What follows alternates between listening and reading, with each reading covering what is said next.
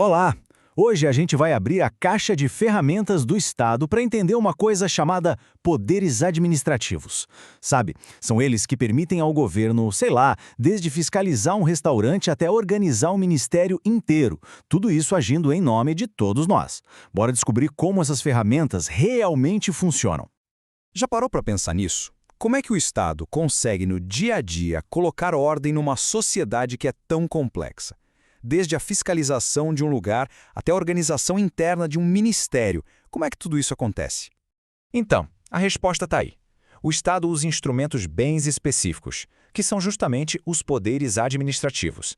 É bom pensar neles como as ferramentas que os agentes públicos têm para poder cumprir suas missões, buscando sempre o interesse de todo mundo.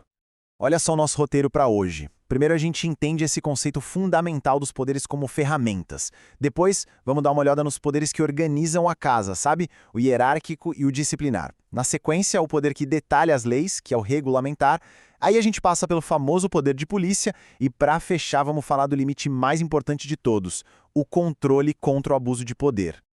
Vamos começar com a ideia central de tudo isso. Esses poderes, eles não são um privilégio do administrador público, de jeito nenhum. Na verdade, são uma obrigação. É o que a gente chama de poder-dever. O agente público não só pode, como ele deve agir para atender ao interesse público. Então, a definição principal é essa aqui. Poderes administrativos são os instrumentos, as prerrogativas que a lei dá para a administração conseguir cumprir seu objetivo final.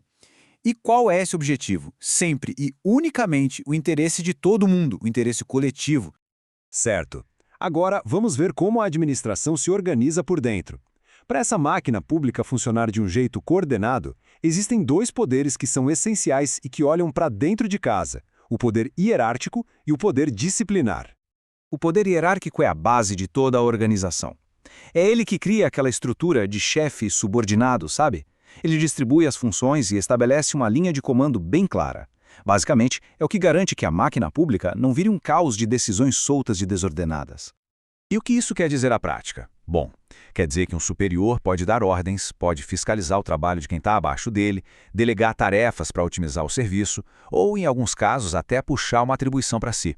Essa estrutura toda é o que permite a gestão e, como a gente vai ver, o controle. E já que falamos em sanções, chegamos no poder disciplinar. Quando um servidor público ou até alguém com um contrato especial com o Estado comete uma infração, a administração tem o poder e mais o dever de apurar e punir. É um mecanismo de controle interno, assim, fundamental para a integridade do serviço público. Mas olha, atenção aqui, essa punição não pode ser feita de qualquer jeito. O ponto principal é que para aplicar qualquer sanção tem que abrir um processo administrativo disciplinar, o famoso PAD. E dentro desse processo é obrigatório garantir ao acusado o direito à ampla defesa e ao contraditório. Não tem conversa. Bom, saindo um pouco dos poderes internos, vamos para um que afeta todo mundo diretamente. O poder regulamentador ou normativo. É aquela ferramenta que o executivo usa para explicar como uma lei que foi aprovada lá no legislativo vai funcionar na prática.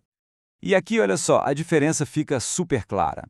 A lei, ela cria algo novo. Ela estabelece um direito ou uma obrigação que antes não existia. Agora, o decreto regulamentar, ele não pode inovar, ele só traduz a lei, ele detalha os procedimentos para que ela seja cumprida direitinho, sem criar absolutamente nada novo. Chegamos agora no poder que talvez seja o mais presente no nosso dia a dia e um dos temas mais quentes em provas e concursos, o poder de polícia.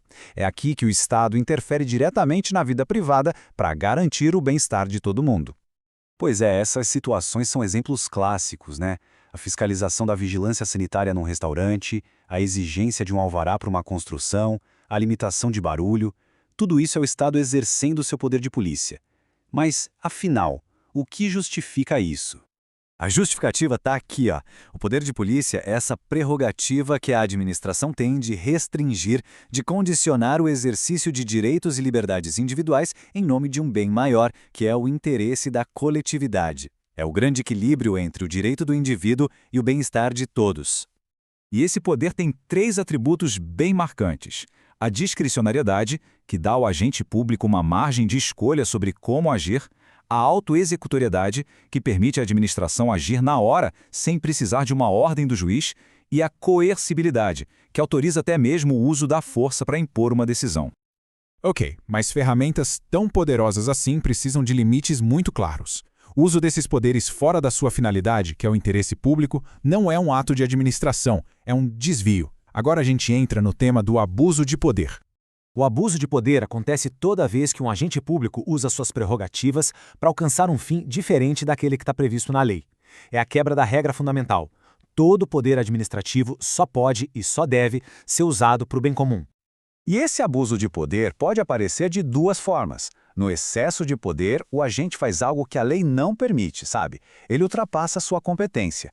Já no desvio de finalidade, o ato até parece legal, está dentro da competência, mas a intenção por trás é outra. É pessoal, para prejudicar ou beneficiar alguém, e não para servir ao interesse público. E tudo isso nos leva a uma reflexão final. Se os poderes são ferramentas tão potentes nas mãos dos administradores, como a gente garante que elas vão ser usadas do jeito certo? Quem é que fiscaliza os fiscais? A resposta para isso está nos mecanismos de controle da administração pública, um tema, assim, essencial para a democracia e que mostra que nenhum poder é absoluto.